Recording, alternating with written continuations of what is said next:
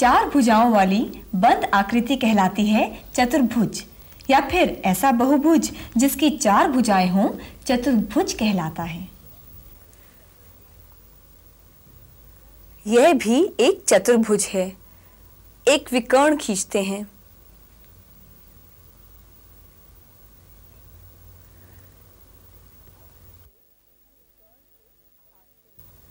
अब इसे हम विकर्ण से काटते हैं।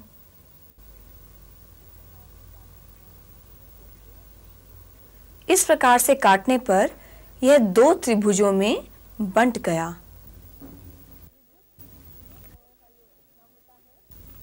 त्रिभुज के तीनों कोणों का योग कितना होता है? 180 अंश या 2 समकोण। इस पहले त्रिभुज के कोणों का योग भी 180 अंश है और इस दूसरे त्रिभुज के कोणों का योग भी 180 अंश है। दोनों त्रिभुजों के सभी कोणों का योग हुआ 180 जमा 180 बराबर 360 अंश या 4 समकोण। किसी भी चतुर्भुज के चारों कोणों का योग 360 अंश या 4 समकोण होता है। चतुर्भुज का नाम रखने में आपको एक बात का ध्यान देना होता है कि नाम एक ही चक्रीय क्रम में रखा जाए, या घड़ी की दिशा में या घड़ी की विपरीत दिशा में। यह बहुत ही महत्वपूर्ण बात है। इस चतुर्भुज का नाम इस तरह रखा जा सकता है, घड़ी की दिशा में A, B, C, D, या फिर इसका नाम इस प्रकार से रखा जा सकता है, घड़ी की उल्टी दिशा में A, B, C और D। लेकिन इस प्रकार से कभी भी नहीं A, B, C, D। इसे ठीक कर दें, A, B, C और D, या फिर इसका नाम हम इस प्रकार से भी रख सकते हैं, A, B, C और D। यह एक विशेष चतुर्भुज है। इस चतुर्भुज की ये 2 भुजाएं समांतर हैं। इनके बीच की दूरी हर जगह समान है, लेकिन ये 2 भुजाएं समांतर नहीं हैं। ऐसे चतुर्भुज को कहते हैं समलंब चतुर्भुज। ये शीशा समलंब चतुर्भुज है। अगर चतुर्भुज की आमने सामने की भुजाओं के दोनों जोड़े आपस में समांतर हों तो यह बहुत सारी विशेषताओं वाला विशेष चतुर्भुज हो जाता है। ऐसे चतुर्भुज को कहते हैं समांतर चतुर्भुज। ये सब समांतर चतुर्भुज हैं, एक दूसरे से बहुत अलग, पर सब में एक गुण मौजूद है। वह यह है कि इनकी आमने सामने की भुजाएं समांतर हैं। यह भी एक समांतर चतुर्भुज है। इस समांतर चतुर्भुज के विकर्ण खींचते हैं।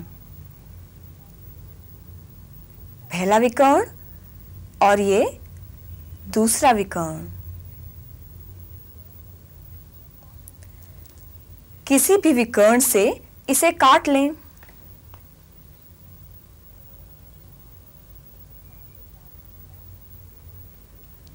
इस प्रकार से काटने पर यह चतुर्भुज 2 त्रिभुजों में बंट जाता है। एक त्रिभुज को अब दूसरे त्रिभुज पर रखते हैं। दोनों ने एक दूसरे को पूरा पूरा ढक लिया। दोनों त्रिभुज आपस में सर्वांगसम हैं। समांतर चतुर्भुज का विकर्ण इसे 2 सर्वांगसम त्रिभुजों में बांटता है। एक दूसरा समांतर चतुर्भुज लें। इसकी आमने सामने की भुजाओं को नापते हैं। ये आपस में बराबर हैं।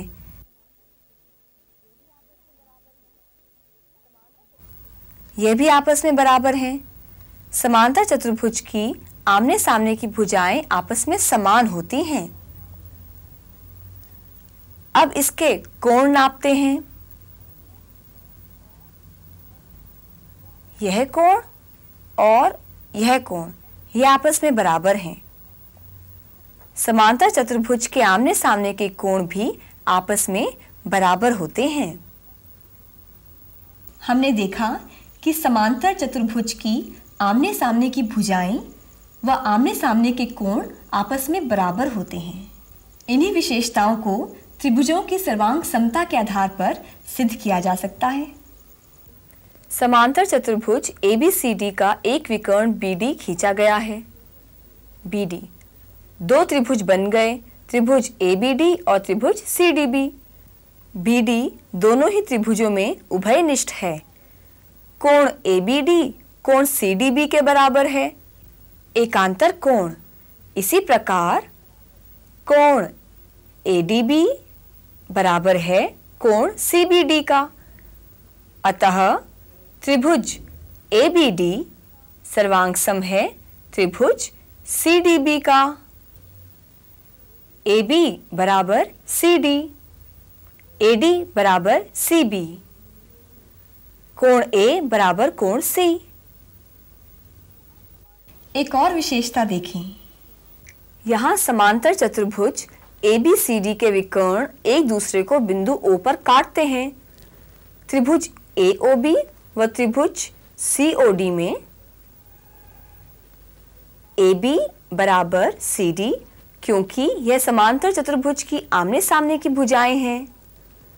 ऐसे ही कोण ABO बराबर कोण CDO एकांतर कोण, कोण AOB बराबर कोण COD शीर्षाभिमुख कोण। त्रिभुजों की कोण भुजा कोण सर्वांग समता से त्रिभुज AOB त्रिभुज COD के सर्वांग सम है।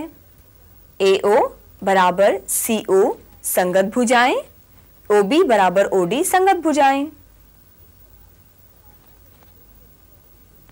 इस तरह समांतर चतुर्भुज के विकर्ण एक दूसरे को समद्विभाजित करते हैं। समांतर चतुर्भुज की प्रमुख विशेषताएं हैं। विकर्ण दो सर्वांगसम त्रिभुजों में बांटता है। आमने सामने की भुजाएं व कोण बराबर होते हैं। विकर्ण परस्पर समद्विभाजन करते हैं। समांतर चतुर्भुज का अपना एक परिवार है, एक आदर्श परिवार जिसमें कुल 4 सदस्य हैं। समांतर चतुर्भुज, आयत, समचतुर्भुज और वर्ग। इन सब में समांतर चतुर्भुज की तीनों प्रमुख विशेषताएं हैं। इनके विकर्ण इन्हें दो सर्वांगसम त्रिभुजों में बांटते हैं। इनकी आमने सामने की भुजाएं व कोण बराबर होते हैं। इनके विकर्ण एक दूसरे को समद्विभाजित करते हैं। कोण A और कोण B समांतर रेखाओं के बीच त्रियक रेखा के एक ही और बने अंतःकोण हैं। AB त्रियक रेखा है। AD BC समांतर भुजाएं हैं। इनका योग 180 अंश होता है। कोण A जमा कोण B बराबर 180 अंश। यदि समांतर चतुर्भुज का एक कोण 90 अंश का हो तो इसके सभी कोण 90 अंश के होते हैं। समांतर चतुर्भुज जिसका प्रत्येक कोण 90 अंश का हो आयत कहलाता है। दैनिक जीवन में आयताकार वस्तुएं आपको बड़ी संख्या में मिलेंगी।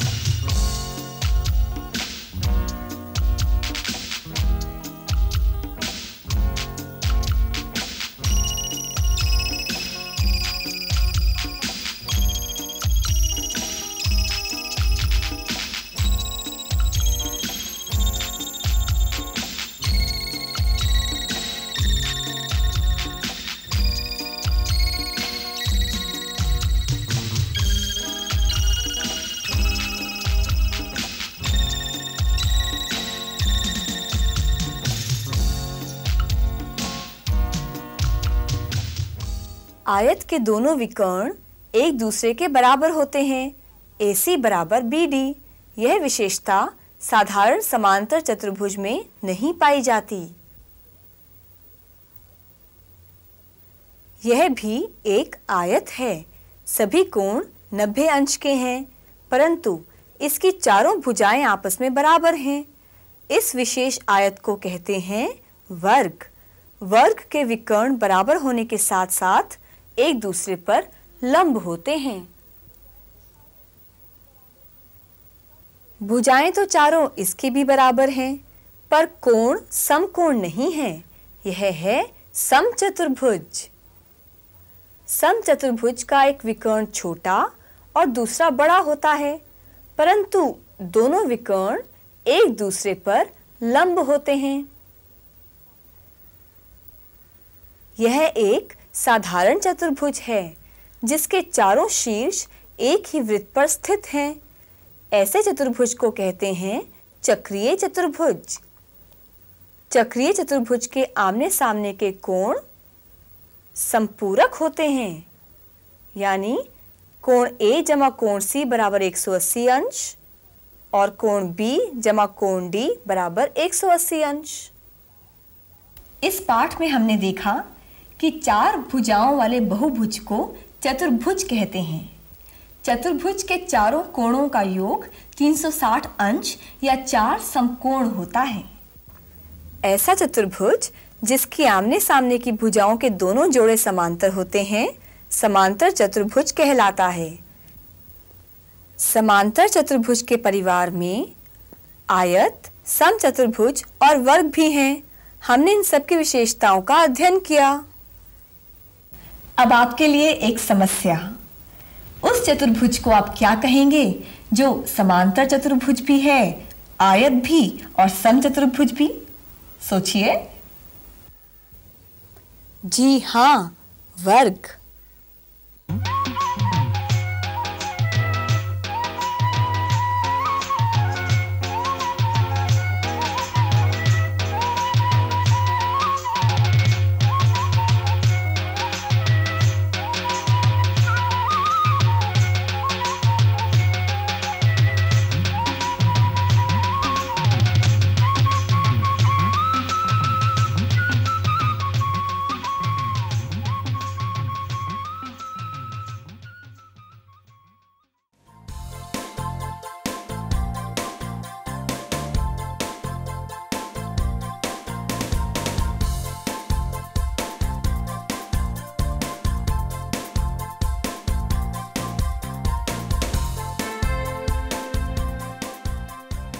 घर बैठे पाएं राष्ट्रीय मुक्त विद्यालय शिक्षा संस्थान यानी NIOS में एडमिशन, वो भी एकदम आसान तरीके से, जिससे शिक्षार्थियों को होगी समय और धन दोनों की बचत।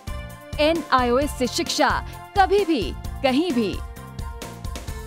शिक्षार्थियों, क्या आप जानते हैं NIOS में एडमिशन लेने का सरल और सुगम तरीका, जिससे शिक्षार्थियों को ऑनलाइन प्रवेश लेने में सहूलियत मिलती है।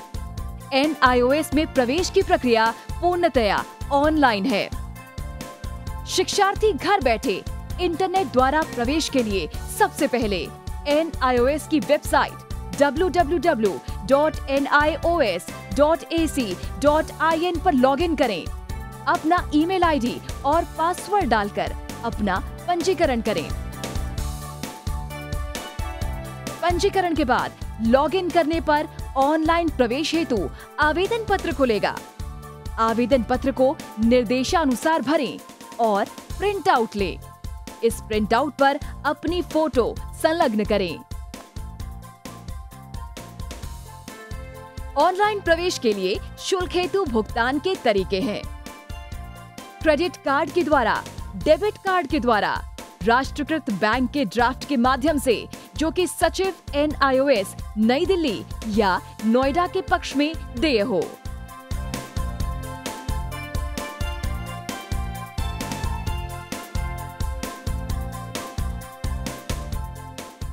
भरे हुए आवेदन पत्र के साथ साथ डिमांड ड्राफ्ट और संलग्न किए जाने वाले दस्तावेज हैं: जन्म रजिस्ट्रार के जिला कार्यालय से जारी जन्म प्रमाण पत्र की सत्यापित प्रति, जिसमें जन्म तिथि अंकित हो, पिछले विद्यालय से प्राप्त विद्यालय छोड़ने का प्रमाण पत्र जिसमें आवेदक की जन्म तिथि लिखी हो।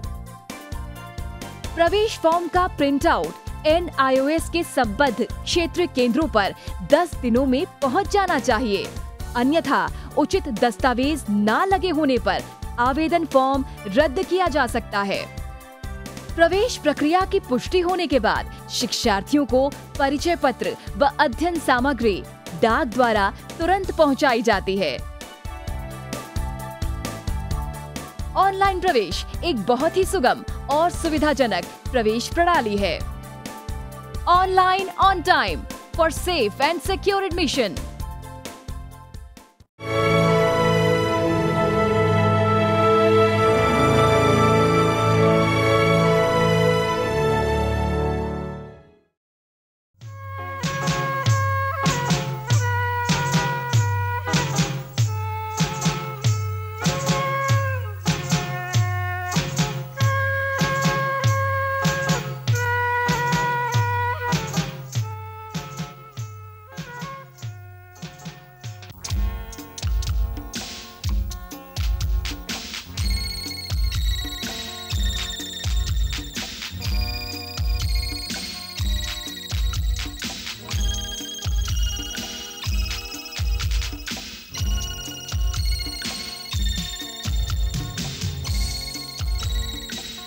A closed figure formed by 4 intersecting line segments is called a quadrilateral, or a polygon having 4 sides is called a quadrilateral. This is also a quadrilateral. Let us draw its diagonal.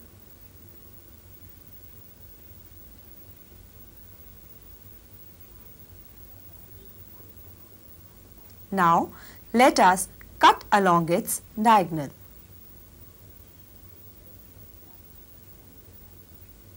This quadrilateral gets divided into 2 triangles. What is the sum of 3 angles of a triangle? Yes, 180 degrees or 2 right angles. The sum of this triangle is 180 degrees and the sum of the other triangle is also 180 degrees. So, the sum of all the angles of the 2 triangles is 180 degrees plus 180 degrees, that is 360 degrees or 4 right angles. So, the sum of 4 angles of a quadrilateral is 360 degrees. While naming a quadrilateral, you must take care that the name is in the same cyclic order, either clockwise or anti-clockwise.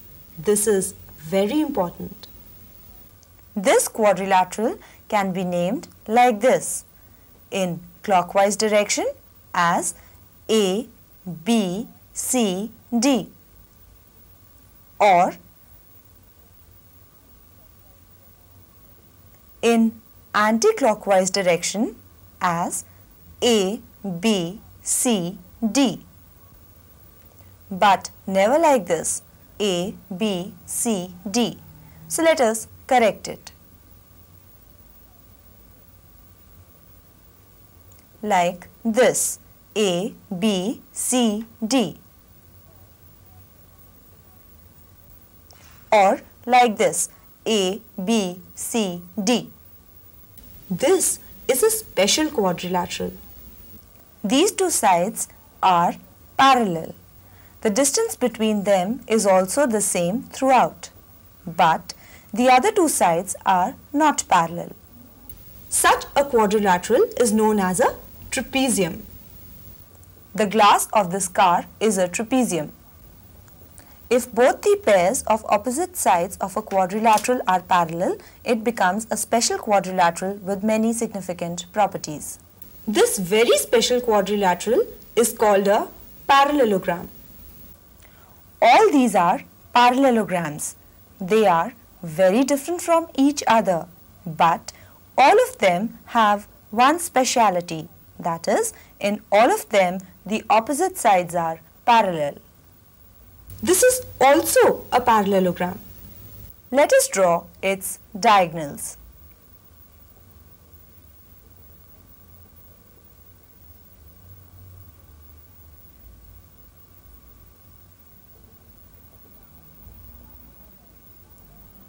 Now cut along any one of its diagonals.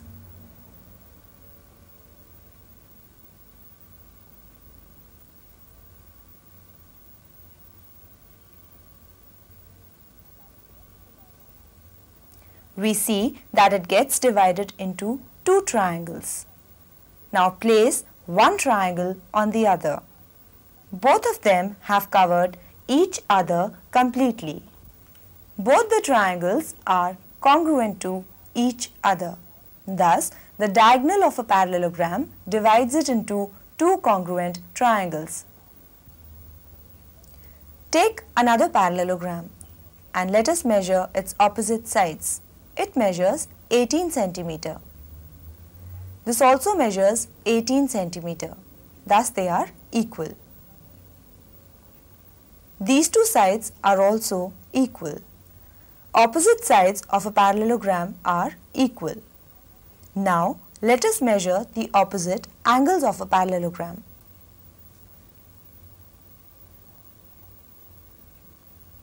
These two angles are equal. Now, let us check the other pair of angles. These two are also equal. We saw that the opposite sides and opposite angles of a parallelogram are equal. These properties of the parallelogram are proved on the basis of the congruency of triangles. A diagonal BD is drawn in parallelogram ABCD. It divides the parallelogram into triangle ABD and triangle CDB. BD is common to both the triangles. Angle ABD is equal to angle CDB, being alternate angles between the parallel lines. Similarly, angle ADB is equal to angle CBD. Therefore, triangles ABD and CDB are congruent by ASA congruence. Since triangle ABD is congruent to triangle CDB, therefore, this congruence implies that AB is equal to CD being corresponding sides, AD is equal to CB being corresponding sides again, angle A is equal to angle C being corresponding angle. Now let us see one more property. In this parallelogram, both the diagonals intersect each other at point O.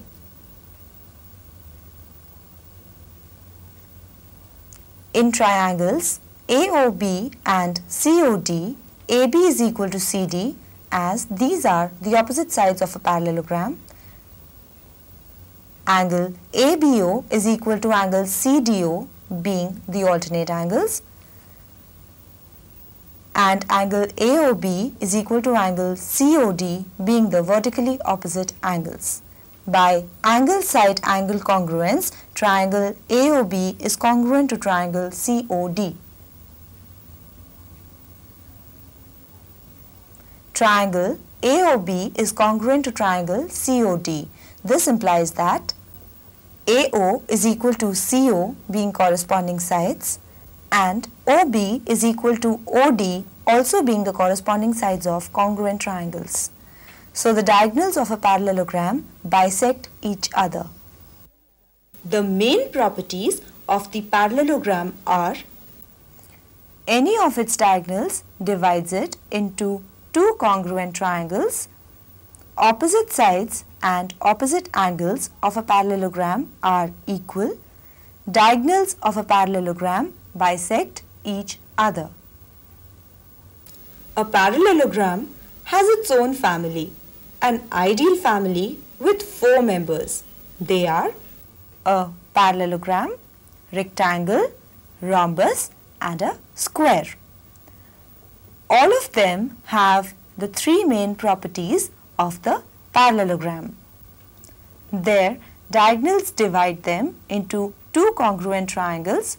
Their opposite sides and opposite angles are equal. Their diagonals bisect each other. There is yet another property of a parallelogram. Angle A and angle B are between these parallel lines and on same side of AB. Here AD and BC are parallel lines and AB is a transversal.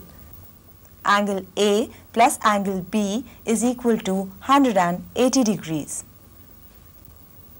A parallelogram with each angle a right angle is called a rectangle. If one angle of a parallelogram is a right angle, then obviously each of the other angles also becomes a right angle. Thus, a parallelogram is a rectangle if one of its angles is a right angle.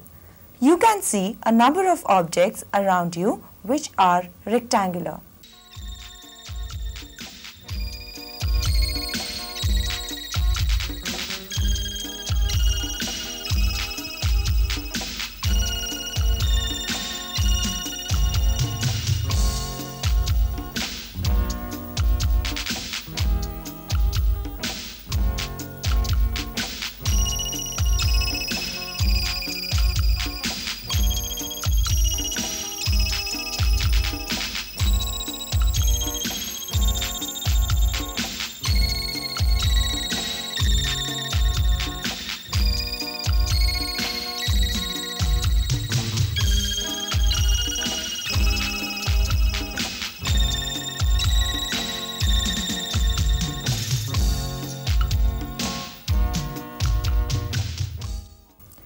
The diagonals of a rectangle are equal to each other, that is, AC is equal to BD. This property is not found in ordinary parallelograms. This is also a rectangle. Each angle is 90 degrees, but all four sides of this rectangle are equal.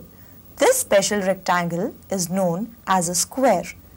The diagonals of a square are at right angle to each other besides being equal. All four sides of this parallelogram are also equal, but its angles are not 90 degrees. It is a rhombus. The diagonals of a rhombus are not equal, but they are at right angles to each other. It is an ordinary quadrilateral, but all its four vertices lie on the same circle. Such a quadrilateral is called a cyclic quadrilateral. The opposite angles of a cyclic quadrilateral are supplementary. That is, angle A plus angle C is equal to 180 degrees. And angle B plus angle D is also equal to 180 degrees. So we saw that a polygon of four sides is called a quadrilateral. The sum of the four angles of a quadrilateral is 360 degrees or 4 right angles. A quadrilateral with two pairs of parallel sides is a parallelogram. Its family consists of rectangle, rhombus and square. We have already studied their properties. Now, a problem for you. What will you call the quadrilateral, which is a parallelogram, a rectangle, and also a rhombus? Yes, it is a square.